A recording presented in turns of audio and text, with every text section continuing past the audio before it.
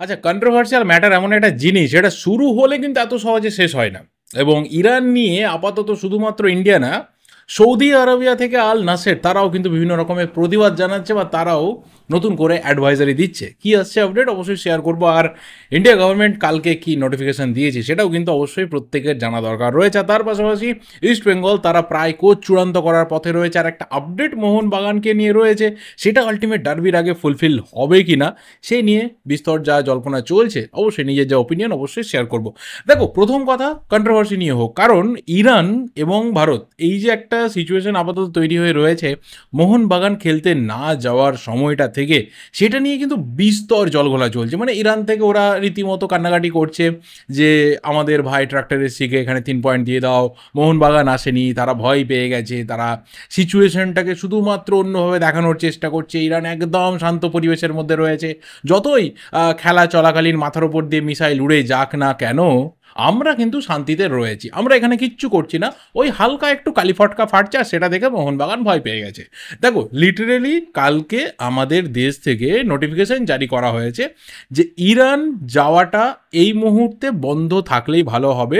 এবং প্রত্যেকটা সিটিজেনকে কিন্তু অ্যাডভাইজারি দেওয়া হয়েছে যে ইরান থেকে দূরে থাকুন। আর ইরানে যারা রয়েছে তারা যেন কন্টিনিউয়াসলি প্রতি ঘন্টায় এমব্যাসির সাথে যোগাযোগ রাখে, যাতে যে কোনো সিচুয়েশনে এমব্যাসি তাদেরকে রিসিভ করতে পারে এবং এমার্জেন্সি ভিত্তিতে তাদেরকে দেশে ফিরিয়ে আনতে পারে। এটা আপাতত সিচুয়েশন। মোহনবাগানে যাওয়ার কথা ছিল ম্যাচের 2 থেকে 2.5 দিন আগে, এবং নোটিফিকেশন জারি হচ্ছে কবে না, ম্যাচের দিনকে, যেদিনকে আমাদের ন্যাশনাল হলিডে, সেই দিনকে দাঁড়িয়ে আমাদের দেশের নাগরিকদেরকে খুব খুব সচেতনভাবে কিন্তু সাবধান করে দেওয়া হচ্ছে যে ইরানটা যাবেন না।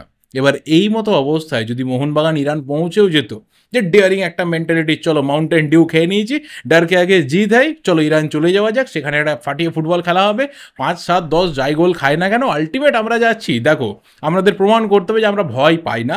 তাহলে কিন্তু এই অবস্থাতে পুরো টিমটা হয়তো ম্যাচটা খেলার পর এমব্যাসিতে বসে থাকতো, কবে দেশে ফিরতে পারতো সেই নিয়ে কোনো নিশ্চয়তা থাকতো না। এবং সেই ক্ষেত্রে যদি কোনো ধরনের ইন্টারন্যাশনাল রিলেশনসে প্রবলেম এসে যেত, তখন যারা এখান থেকে বসে রীতিমতো তোপ দাগছিলেন যে মোহনবাগান ভয় পেয়ে যাচ্ছে, মোহনবাগান পিছিয়ে যাচ্ছে, দেখো দেখো কি হয়ে গেল, তারা আলটিমেট কিন্তু আবারও ডাবল ডাবল ডিগবাজি খেয়ে ফেলতেন। যাই হোক, আপাতত সিচুয়েশন এই দিকে আমরা অন্তত বলতে পারি যে আমাদের দেশের তরফ থেকে যা কিছু করার সেটা হয়েছে। এবং সেই সমস্ত ভ্যালিড ডকুমেন্টস নিয়ে মোহনবাগান নিশ্চিতভাবে এফসির কাছে যাবে যে যখনই এটা ট্রাক্টর এসসিকে পুরো পয়েন্ট দিয়ে দেওয়া হবে যে তারা ওয়াক ওভার পাচ্ছে, মোহনবাগান খেলতে আসেনি, তখন কিন্তু এই ডকুমেন্ট শো করা হবে। এবং এই কেসটাও অনেক দিন ধরে চলতে পারে যদি আবারও অন্য কোনো ভেন্যুতে, অন্য কোনো দেশে এই ম্যাচটাকে রিশিডিউল না করা হয়, বা ইরানে সমস্ত কিছু শান্ত হয়ে যাওয়ার পর একদম সেই ডিসেম্বর মাসের দিকে 6টা গ্রুপ গেমের যা শিডিউল রয়েছে সেটা কমপ্লিট হওয়ার পর আরও একটা নতুন ডেটে দরকার হলে ইরানেই যদি এই ম্যাচটাকে রিশিডিউল না করা হয়, যদি একতরফাভাবে এএফসি শুধু তেলের গন্ধে যদি ডিসিশন দিয়ে দেয়, তাহলে এই কেসটা লম্বা যাবে। আর উল্টো দিকে সৌদি আরব থেকে কিন্তু আল নাসের তারাও অলরেডি এএফসিকে চিঠি লিখছে যে তাদের যে ম্যাচ রয়েছে ইরানে, তাদেরকে খেলতে যেতে হবে অক্টোবর মাসের 22 তারিখে, সম্ভবত ইস্তেকলালের সাথে ম্যাচ রয়েছে, সেই ম্যাচটা যাতে অন্য কোনো দেশে নিয়ে যাওয়া হয়, যে দেশটা শান্তিপূর্ণ দেশ, যেখানে আপাতত ঝামেলা নেই, যেখানে মিসাইল মাথার ওপর দিয়ে যায় না। এবার ব্যাপারটা হচ্ছে এএফসি পড়ে যাবে এখানে গাড্ডাতে, যে আলটিমেট কার পক্ষের রায় দেবো, কারণ দুটোই তো আমাকে ভাই টাকা পয়সা দেয়। সৌদি আরবকে তো চটিয়ে এখানে লাভ নেই, তার উপর আবার আল নাসের, মানে যেখানে স্টার ফুটবলারে ভর্তি, যেখানে ক্রিশ্চিয়ানো রোনাল্ডো রয়েছে, যেখানে সাদিও মানে রয়েছে, তো সেই টিমটা ইরানে গিয়ে যদি ফেঁসে যায়, বুঝতে পারছো কী হবে? গোটা বিশ্ব জুড়ে কিন্তু আলোড়ন পড়ে যাবে। গোটা বিশ্ব জুড়ে সবাই এফসিকে নিয়ে কথা বলতে শুরু করবে যে এমনই ওদের অ্যাডামেন্ট মেন্টালিটি, যারা ম্যাচকে রিশিডিউল করছে না, অন্য কোনো দেশে নিয়ে যাচ্ছে না।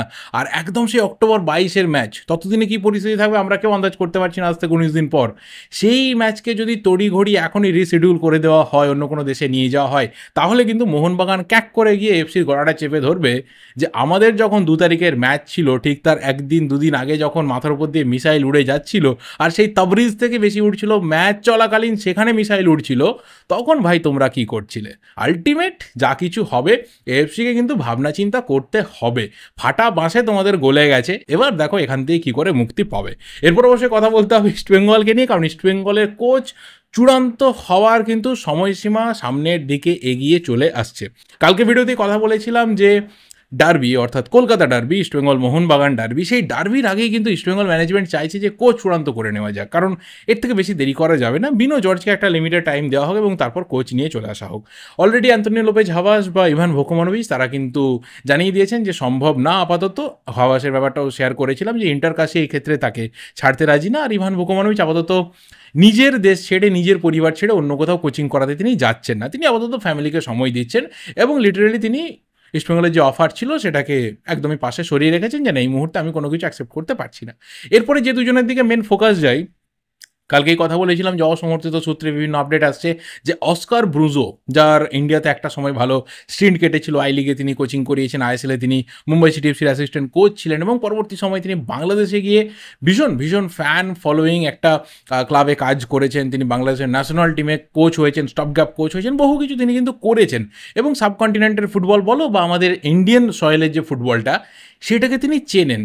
এবং এরকম একজন লোকের হাতে যদি ইস্টবেঙ্গল দায়িত্ব দেয় তাহলে ওভারঅল ইস্টবেঙ্গলে ভালো হতে পারে, এটা অনেকে মনে করছে। কিন্তু এর সাথে যে নামটা সারপ্রাইজিংলি এসে গেছে, যেটা হয়তো আগামী দিনে সম্ভব নাও হতে পারে, বাট ইস্টবেঙ্গলের চেষ্টাটা কিন্তু জারি রয়েছে, সেটা হচ্ছে আলবার্তো রোকা।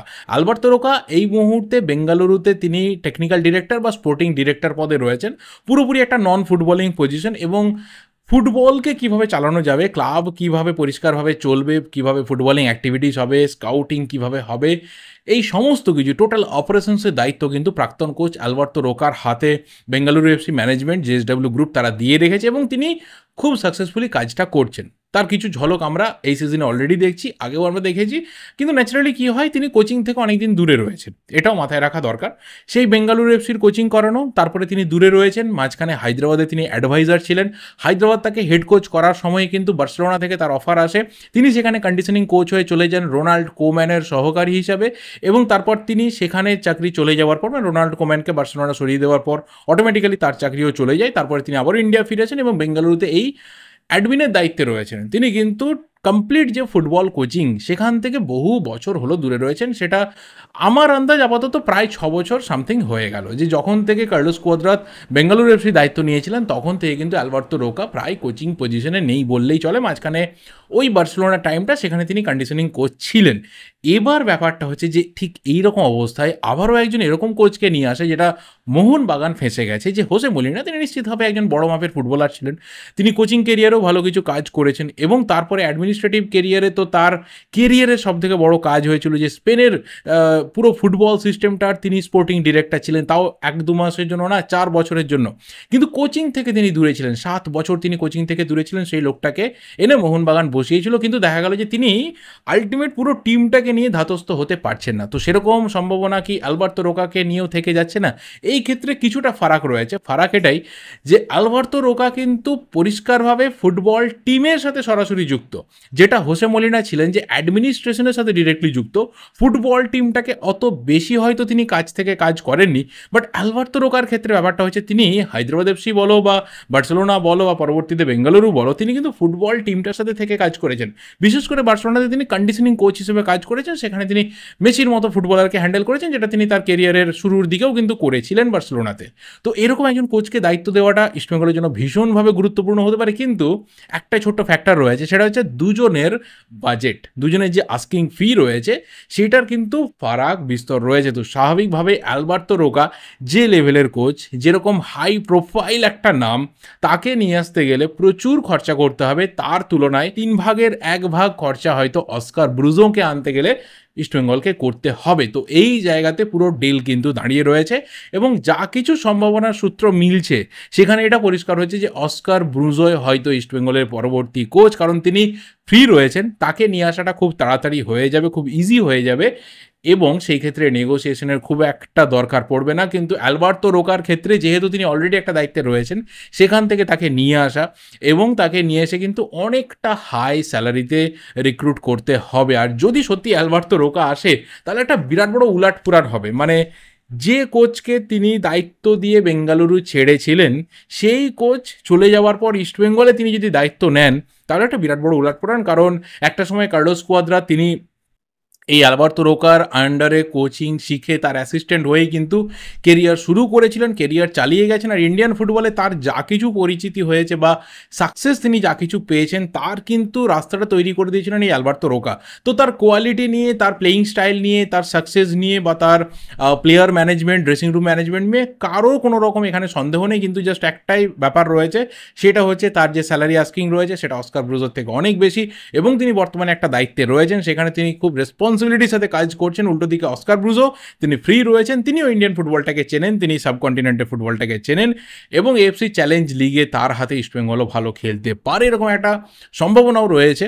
সেই জায়গা থেকে হয়তো অস্কার ব্রুজোই ফাইনালি ইস্টবেঙ্গলের দায়িত্ব নিতে পারেন, যদি না শেষ মুহূর্তে আরও কোনো ভালো প্রোফাইল ইস্টবেঙ্গলের পছন্দ হয়ে যায় এবং তিনিও ইস্টবেঙ্গলের এই মাঝ সিজনে দায়িত্ব নিতে রাজি হয়ে যান। তো দেখা যাক কী হয়, এই নিয়ে কিন্তু আমাদের আলোচনা জারি থাকবে যতদিন না ইস্টবেঙ্গলের কোচ ফাইনালাইজ হয়ে যাচ্ছে। লাস্ট একটা বিষয় নিয়ে ছোট্ট করে কথা বলবো, খুব ডিটেলসে কিছু বলার নেই, সেটা হচ্ছে কাল থেকে একটা আপডেট ঘুরে বেড়াচ্ছে, সেটা হচ্ছে পর্তুগিজ ডিফেন্ডার নুনো রেইস, যাকে মোহনবাগান নিয়ে এসেছিল শুধুমাত্র এফসি চ্যালেঞ্জ লিগ, এই এফসি চ্যাম্পিয়ন্স লিগ 2 এর কথা ভেবে। সেই প্লেয়ার তো আপাতত এফসি চ্যাম্পিয়ন্স লিগ 2 এ কটা ম্যাচ খেলবে সিরিয়াসলি জানি না। যদি এই ট্রাক্টর এসির ম্যাচটাও একদমই বাতিল হয়ে যায়, তাহলেও 4টে ম্যাচ পড়ে থাকছে। তো সেই 4টে ম্যাচের জন্য কি এই প্লেয়ারটাকে নিয়ে আসা হয়েছিল? অনেক আগে এটা নিয়ে কথা বলেছিলাম যে মোহনবাগান এরকম কিছু করবে না যে শুধুমাত্র 4টে ম্যাচের জন্য এই প্লেয়ারটাকে নিয়ে আসা হলো আর বাকি সময়টা সে বসে থাকলো, এরকম প্ল্যান থাকছে না। তো যেটা শোনা যাচ্ছে, তাকে কিন্তু ডার্বির আগেই আইএসএল এর রেজিস্ট্রেশন করানো হতে পারে, কিন্তু কার পরিবর্তে? আলবার্তো রড্রিগেজ ফুল ফিট রয়েছে, প্র্যাকটিস শুরু করে দিয়েছে। তাহলে কি টম অলড্রেড ছাঁটাই হতে পারে? টম অলড্রেডের সাথে কি মিউচুয়ালি কন্ট্রাক্ট টার্মিনেট করে মোহনবাগান তাকে ছেড়ে দিতে পারে এবং সেই জায়গাতে নুনো রেইসকে মোহনবাগান রেজিস্ট্রেশন করতে পারে? তার সম্ভাবনা কিন্তু থাকছে। কিন্তু কোনো রকম চোট আঘাত দেখিয়ে বা অন্য কোনো গ্রাউন্ড দেখিয়ে, বিশেষ করে মেডিকেল গ্রাউন্ড দেখিয়ে কিন্তু টম অলড্রেডকে বাইরে বার করা যাবে না। আর টম অলড্রেডের সিগনেচারটা যখন হয়েছিল তখনই এটা নিয়ে কথা বলেছিলাম যে এই প্লেয়ারটা লাস্ট 2টো সিজনে ব্রিসবেন রোডে অস্ট্রেলিয়াতে যে পারফরমেন্স করেছে সেটা কিন্তু খুব একটা আহামরি না, তার থেকে অনেক বেটার ডিফেন্ডার মোহনবাগান রিক্রুট করতে পারতো। হাতে অনেকটা সময় ছিল, অনেকটা সময় পেয়েও কিন্তু মোহনবাগান টম অলড্রেডের মতো একটা ডিফেন্ডারকে নিয়ে এসেছিল যার performance was not up to the mark. তো তাহলে তাকে এই অবস্থায় ছেড়ে দেওয়া মানে কিন্তু একটা বিগ কম্পেনসেশন দিয়ে ছাড়তে হবে, আদারওয়াইজ প্লেয়ার ফিফাতে চলে যাবে, সেখানে গিয়ে একটা মোহনবাগানকে ট্রান্সফার ব্যানও খাইয়ে দিতে পারে। তো সেরকম ভুলভাল কাজ মোহনবাগান হয়তো করবে না। যা কিছু সম্ভাবনার সূত্র মিলছে সেই জায়গা থেকে মনে করা হচ্ছে যে টম অলড্রেড সেই প্লেয়ার যাকে ছেড়ে দিয়ে মোহনবাগান নুনো রেইসকে রেজিস্ট্রেশন করাতে পারে, এবং ডার্বিতে অর্থাৎ মোহামেডান স্পোর্টিংয়ের সাথে 5 তারিখের যে ম্যাচ রয়েছে সেই ম্যাচেই হয়তো আমরা নুনো রেইসকে দেখতে পারি। না হলেও ইস্টবেঙ্গলের সাথে যে ডার্বি রয়েছে 19 তারিখে, সম্ভবত 19শে অক্টোবরে ডার্বির ডেট রয়েছে, সেই দিনকেও নুনো রেইসকে দেখার চূড়ান্ত সম্ভাবনা থাকছে।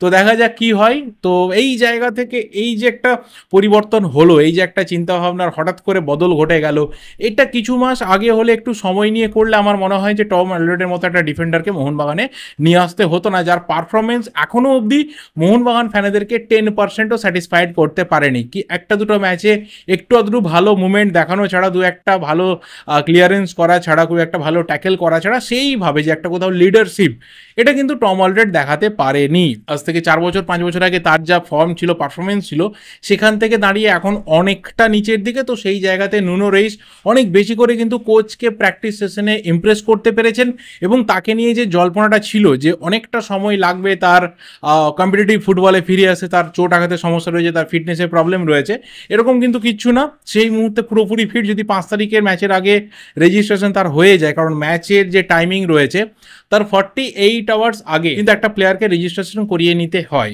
ম্যাচের 48 আওয়ার্স এই ডিউরেশনটাতে আর করা যাবে না, মানে আজকে সন্ধ্যে 7:30টার পর থেকে কিন্তু মোহনবাগান আর নুনো রেইসকে রেজিস্ট্রেশন করতে পারবে না। যদি করতে হয় তাহলে সন্ধ্যে 7:30টার আগে করে নিতে হবে।